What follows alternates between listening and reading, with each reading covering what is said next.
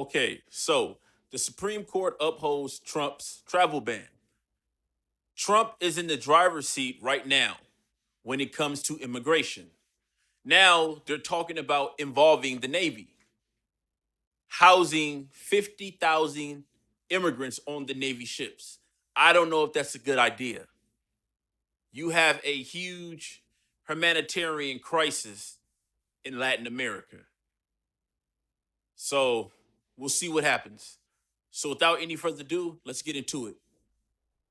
It is a sight we see far too often here in Cleveland. A young child caught in the crossfire of flying bullets. A young life cut short and a family left in agony. Last night, Saniyah Nicholson became a member of that unfortunate group. The 9-year-old shot in the head while sitting in a car on Cleveland's east side. And now the family of that little girl is speaking out. News 5's Amanda Van Allen joins us now live at the place where it happened. And Amanda, what did her family say to you? Danita and Mike, they say she was a gentle soul, a sweet person, and loved to dance. Her mom says, quite honestly, she still can't believe her baby girl's gone. She tells me she went inside to this local boxing gym just behind me, and when she got back out after the gunfire, only one of her 2 girls was still alive. Still in disbelief that she will never see her little girl ever again. I see this on TV though. Never would have thought it hit my home. As a memorial grows for 9-year-old Saniyah Nicholson, friends and family come out to console her mom, Marcianette Daniels. She was just an innocent baby sitting in the car. What, they didn't care? You just randomly just shoot and kill people? Saniyah was killed Wednesday night on Cloverside and Lee on Cleveland's east side. She was sitting in a car with her older sister waiting for her mom to grab her brother from a local boxing gym. That's when the gunfire started. I'm like, get on, get on. We all get down, and it just kept going, you know. So we stayed down. Rasheen Ali owns the boxing club and says Saniyah's sister ran inside after the bullets stopped flying, and he tried desperately to help her. And I immediately ran out of there, you know, grabbed her, you know, and just told her it's gonna be all right. You know, I'm holding her, you know, and just praying that, I don't know, through a miracle, you know, Allah can save her. Police are now on the hunt for these 2 guys, and they're calling them persons of interest. They are both caught on surveillance cameras wearing hoodies, and authorities say they're also working on tracking down this car. Daniel says she knows someone can identify them. Anybody know anything? Y'all speak up. She was just 9. Now, there is a memorial growing behind me there, and I talked to some residents who live in the area last night. They tell me there was a huge fight here on Tuesday night, and they think the shooting was in retaliation to that. Police are also saying they are offering a $10,000 reward for anyone who can give information that leads to an arrest. We are live this afternoon on Cleveland's east side. Amanda Van Allen, News 5. Saniyah joins Abdel Bashidi, Aviel Wakefield, Major Howard, Ramon Burnett, and so many more young children not just shot, but killed in that violence. And while we don't know if this latest shooting was gang-related, so many others are. News 5's Lauren Wilson sat down with confirmed gang members. Okay, Lauren, here's the thing. They admit they know that children are being killed. That's right, guys. All 4 guys that I sat down with, all hiding their identities, told me they view the city as a war zone, and the crushing reality is those caught in the crossfire are simply collateral damage. It looks like you're kind of strapped for war a little bit. What is that about? Is this every day? It's like an everyday thing out here. Like, you got to protect yourself at all means. Kill or be killed. This right here, 12 gauge. You know, we got a couple straight slugs. Does anybody come through, you know, I'm gonna hit you in, yo. Protection always a priority. That's like life insurance. What's life insurance? A gun. No matter who's in the way. We've had a couple of summers where kids have gotten caught in the crossfire. What is happening there? What are we just not seeing the kids? What is that? I think as far as that, they just like a casualty of war. It's just like some people don't think. It's just who's ever there. Pretty much. They say most of the shootings we hear about part of a payback cycle. How big are retaliation shootings here? That's what it is all the time. Like 100% of the time, that's what it is. Like it'll literally happen like this. Say me and him get to arguing outside the store, and he beat me up. all right, you beat my ass for sure. Now you're not making it home tonight. Yeah. I'm gonna go around the corner, I'm gonna get my gun, I'm gonna blast you, and then I'm gonna go about my day. And they say the younger kids are trying to prove themselves, getting even more reckless with guns. They don't the ones running around here. It ain't no youth centers around here for them. You know, they put money into the wrong things. They put money into the stuff that's not gonna help the youth and the community out. So, you know, we try to get it and make it on our own. And the streets overwhelmed with blight. What does seeing the homes do? What does that do for your mental state? It kind of rip your heart out. It's like, it make you so like they don't care about us. That's forcing us to eat each other instead of putting us together and helping us go get, you feel me? Like if we all come together and think about it, we could probably move differently. But their bullets are still flying. It's sad though. You don't want to see nobody, no kids, no innocent people, period, get caught up in, you feel me, that type of stuff. But it happens because it's war. So tough to hear our young people talk like that. So, any solutions? Anybody you speak with today, did they offer any hope that we could stop this? You know, they said they want things to change, but things won't change until mentalities change. They say they want the community to be cleaned up, the neighborhoods to be cleaned up just like everyone else. And the most important thing they stressed was jobs that right now they say are not there. And sadly, until those things change, it's hard to see things slowing down. And it is a war, and we are killing each other. Yes. And that is very disturbing to see, with seemingly no care for life. Yeah, there is very low care for life, low care for empathy. If you don't care for your own life, it's hard to care for someone else. Thank you very much, Lauren. Rest in peace, Saniyah Nicholson. My condolences go out to your family. Now, Saniyah was in the car with her mother picking up her brother from boxing class. The mom goes inside to get the son. Shots ring out. Shootout. A shootout in broad daylight. These savages are pulling out pistols in front of children, mothers, grandparents, business owners. And we'll get to that in a minute. Murdering people who look like them. Insane. There is absolutely no resources, nothing to get these savages off the streets.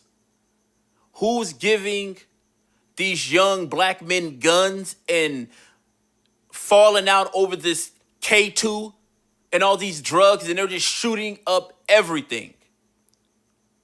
This is a black eye on black men, a huge black eye. We are in the news every day, all day, for blowing each other brains out. And you guys want to talk about racism?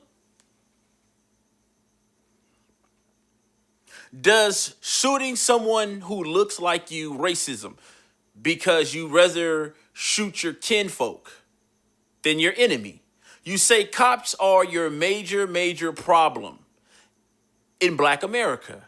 You guys do absolutely nothing to cops. And I'm not advocating harm to cops. What I'm saying is that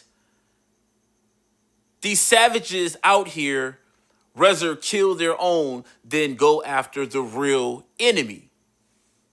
So now you have an innocent 9-year-old girl with a bullet to the back of her head or the side, wherever it is, with all due respect.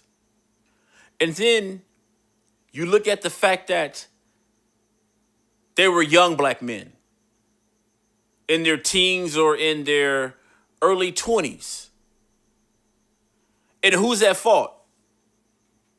Where are their parents? Where is the supervision? Where is the vision? Why do these young black men feel as though they have a right to take someone else's life? A innocent 9-year-old girl sitting in the car, defenseless. And then when you interview these savages, I don't know why they didn't have the police there already, handcuffing them. a lot of these issues I have to put on the citizens. They allow it to happen. You mean to tell me that reporter, that female reporter, couldn't call the police saying, pick these guys up. I'm going to be giving a interview with men with loaded pistols and ammunition. After that interview was over, she allowed them to go back into the streets and cause more havoc.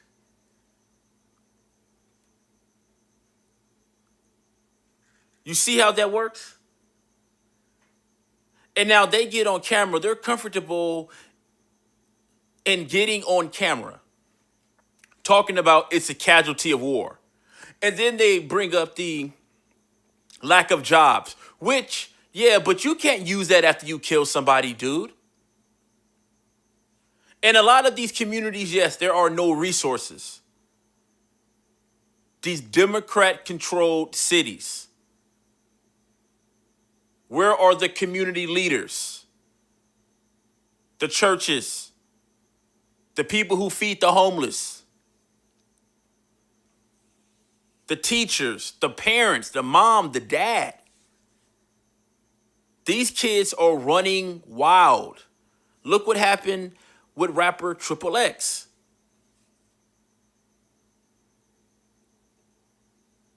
I mean, black men are going viral, blowing each other brains out, killing each other live on Facebook.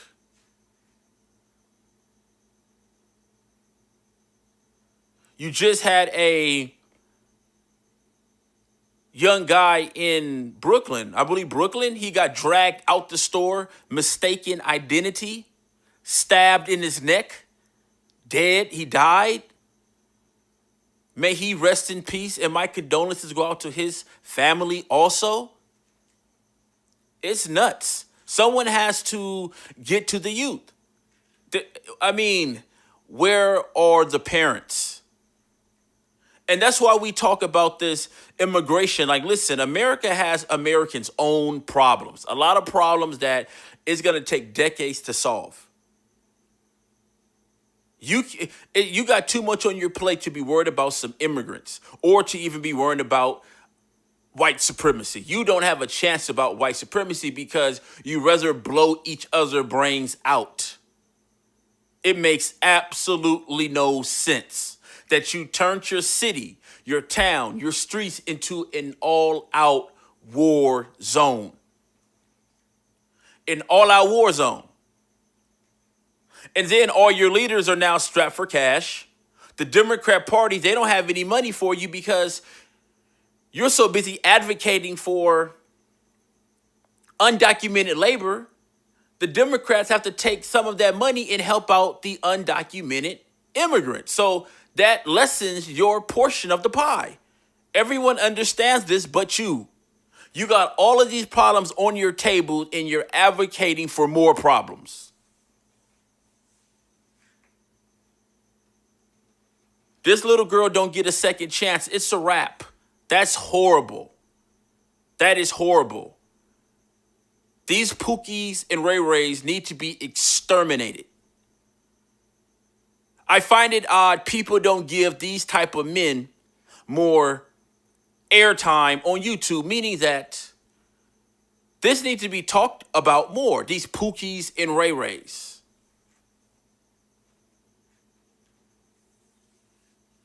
That are shooting up neighborhoods. You talk about the Arabs putting liquor stores in black neighborhoods. Okay, you talk about Asians putting liquor stores in laundromats in your neighborhood. You say, okay, stop that. We have to stop that. We want our dollar to circulate in our pockets. We want to control our dollar. Even if you can stop that, you have to find a way to stop the senseless killings in front of your business. Talk about a business killer.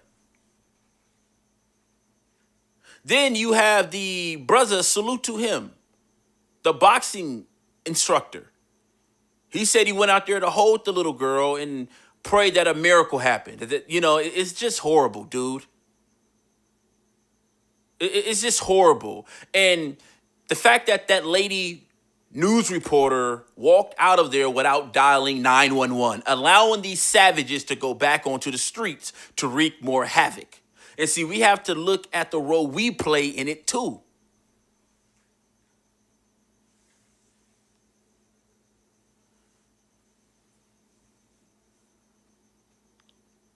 There's no resources for there's no jobs. See, you got to take your jobs and give it to immigrants. Now, you're in economic disadvantaged neighborhoods and you can't find work because you have to compete with undocumented immigrants. So now your result in going back and forth to jail. You see how that works? It's survival of the fittest. And this happened in Cleveland, Ohio. This happens a lot in Los Angeles and Compton and Watts also. Inglewood. This happens nationwide. Innocent children. I mean, I'm pretty sure you heard stories of young black girls on their bed doing their homework and getting struck by a stray bullet. It's horrible.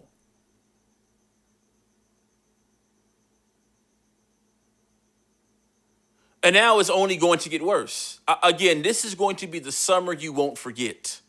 It has started off on the right foot already.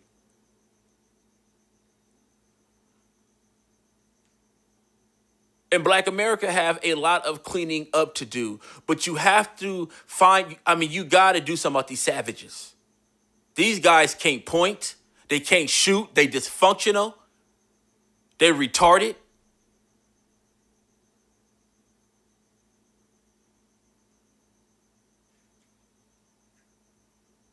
He said, yeah, I'll lose a fight. With his chest out. Yeah, I'll lose a fight, and because I lost that fight, I'm going to come back and blow his brains out. And he said it and had his chest out.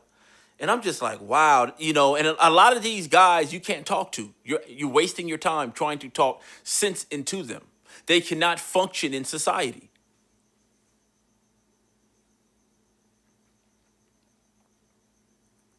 They can't function in society.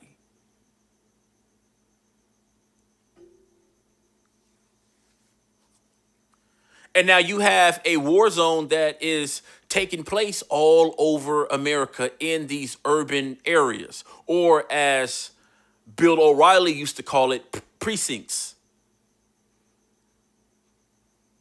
And he used to call the people cohorts. But this isn't no laughing matter. Something has to be done. The Democrat Party, they fled you. They're off to something else. That's one resource that you did not take advantage of when you had the time. You took that for granted. You just voted for people blindly. You didn't get behind people. You gave them your vote and didn't get anything back. So that's one resource that's gone. Your Jesse Jacksons, your Al Sharpton, no one respects them. You have all these fatherless homes. You have all these guns on the street.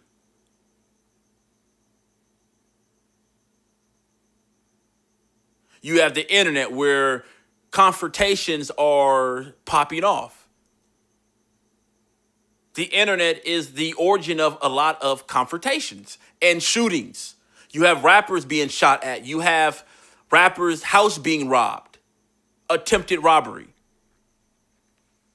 It's a lot of crime going on right now.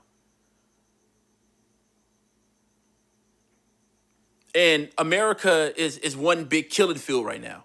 You have to protect yourself at all times. Just like when you're in the boxing ring and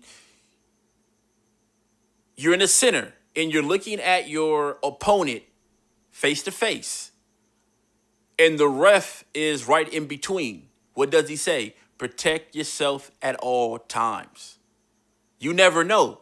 And that's why you need to try to live in a decent neighborhood, the most decent neighborhood as possible, because you don't want to come outside and you have to hold some 9-year-old girl because she was shot in the head. Or you don't want to be in a neighborhood where there's a liquor store in every corner. You don't want to be in a neighborhood where you can't even go grocery shopping because they're going to be shooting like it's the Wild Wild West in the parking lot because you lost a fight. And then you have no shame. You say, oh, it's a casualty of war. And then you ask yourself, is this one of the reasons why cops are jumpy? See, you guys aren't going to like that. And I understand there's cops out there that do things that they have absolutely no business doing. They take advantage of their job description. However, if you have an abundance of savages like this, you would be jumpy too.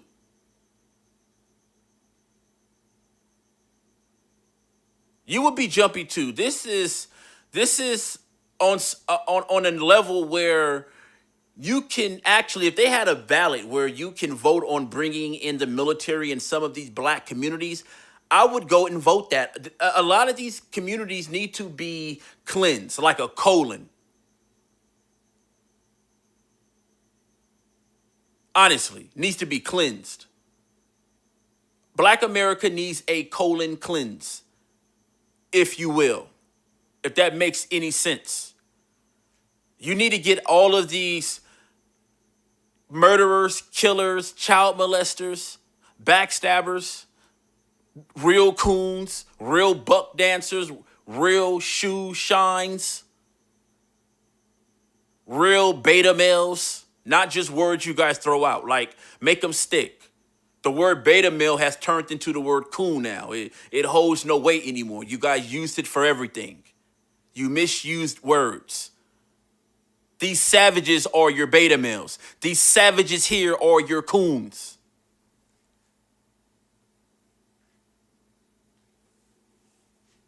My opinion on YouTube isn't killing anyone.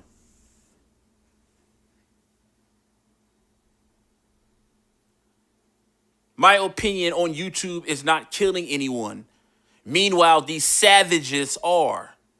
Ain't brushed their teeth in 2 days. Ain't washed up under their armpits. Running around with pistols and rags all over their face. Blowing out children's brains and then have the nerve to hop on television and say, well, it was just a casualty of war. If I was that reporter there, if I happened to report them, I would have did that report. However, before I left that door, the cops would have came in and arrested those guys with those guns. I would have made sure they would have not been able to go back on the streets with those guns. Not at all. And that goes to show you how black people just allow other black people to be harmed. You say you love, you have a female reporter there, and you say you love young black girls, and a black girl just got, killed by a stray bullet, and you're interviewing guys that do that type of stuff, that participate in that behavior, and you don't get them locked up to save more girls?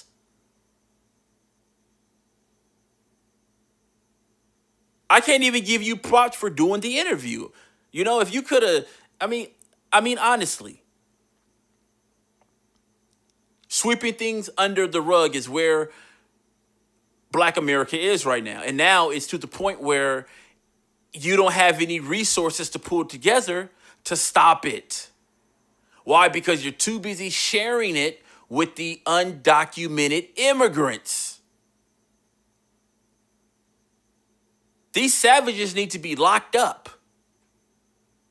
All of them. If I was the president, I would do a complete sweep.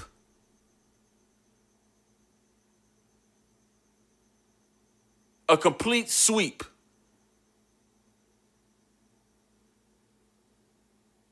This place has gone bananas. Insane. It is a war out here on these streets, and nothing is being done about it. Nothing is being done about it. Absolutely nothing. Just a bunch of rhetoric. Can't no one stop it. No one respects anyone anymore. You always hear people say, well, you have to have this, you have to have that. You need to say this or this. What you don't understand is that no one respects anyone anymore. People don't have any respect for anyone, no matter who you are. What's your job description? You could be a millionaire. They don't care. People don't have any respect for anyone. So when people don't have any respect for other people, you can't hold anyone accountable. So therefore, it's nothing but chaos. And that's what you have here, chaos.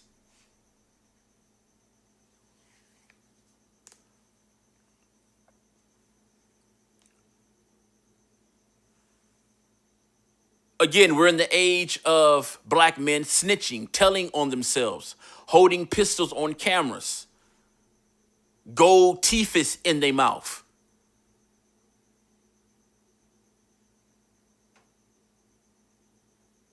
It is insane. And for the most part, no one's saying anything about it. No one's saying anything about it. It's pretty much has gotten worse and is going to keep getting worse. And we're in the beginning of the summer. We're not even in the middle nor the end. And look what has been going on so far. We are in for a long summer. Again, this will be the summer that you won't forget. And to top it all off, California might finally have its earthquake. You're going to see some real things happen soon.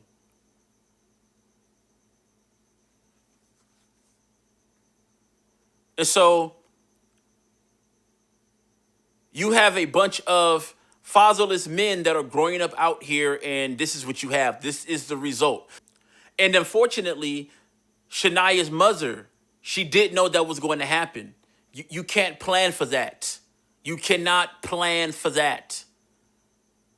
That just happened out of the blue. You go in, I mean, wow, dude. Maybe if she would have been late picking him up.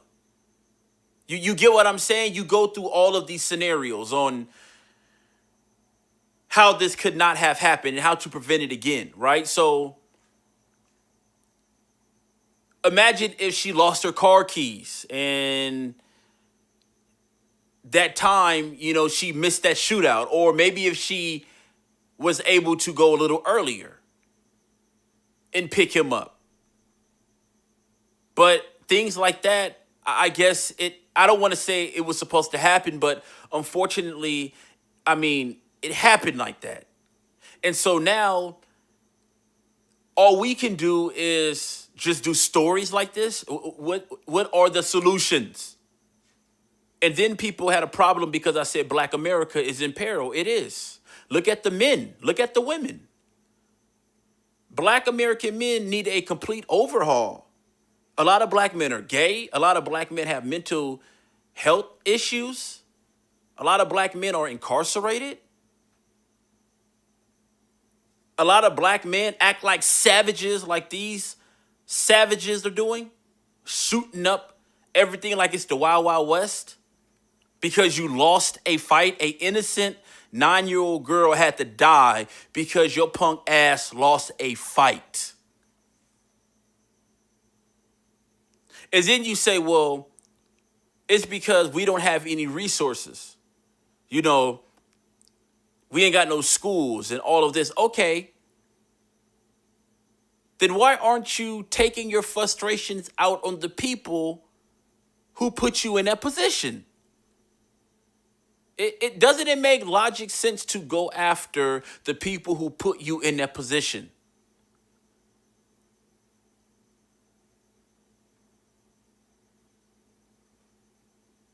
It's sad. It's pathetic. In Black America, man, it's, you know, just get what you can get out of America. Just get what you can get out of this place. And I'm not, you know, I don't mean to be a downer, but you have too many problems to clean up and nothing is being addressed. So this is why it's in peril. A lot of people say, well, you know, things can turn around, but things aren't turning around. People don't want to face reality. People do not want to face reality. It's absolutely no respect.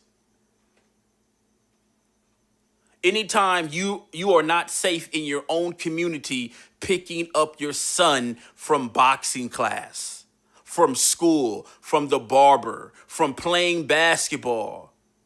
You can't even pick up your son anymore without these savages blowing each other brains out. Can't even shoot, hitting innocent 9-year-old children.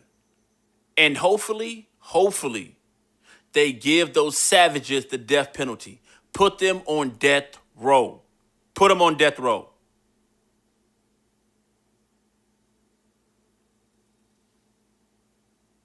You need the military to come into Black America and clean it out. It's long overdue. It's ridiculous. I'm out. Peace.